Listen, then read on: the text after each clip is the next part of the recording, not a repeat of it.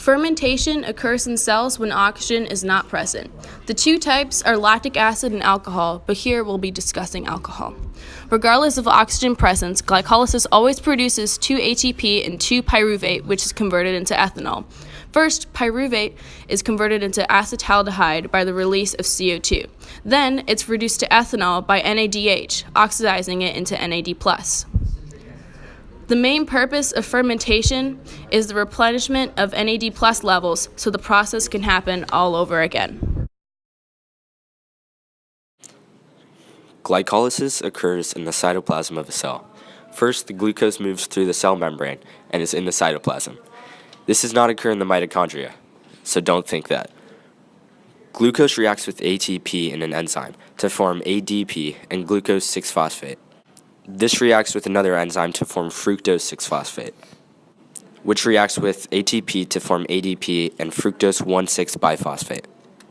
From now on, enzymes will just be referred to as enzyme to maintain maximum simplicity. This is where it gets complicated.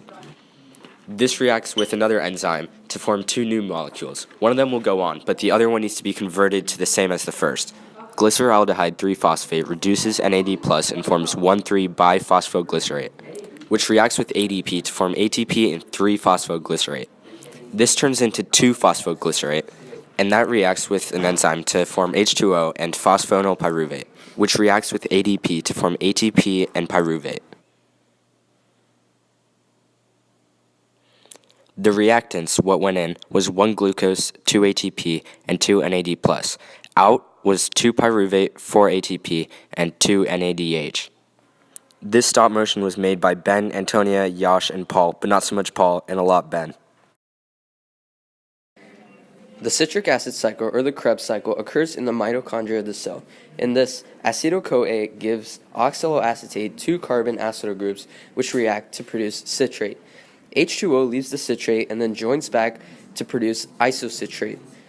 NAD+ oxidizes the isocitrate to produce NADH, and CO2 leaves the molecule. This forms ketoglutarate. CO2 leaves the ketoglutarate and NAD+ oxidizes it to form NADH and succinyl-CoA.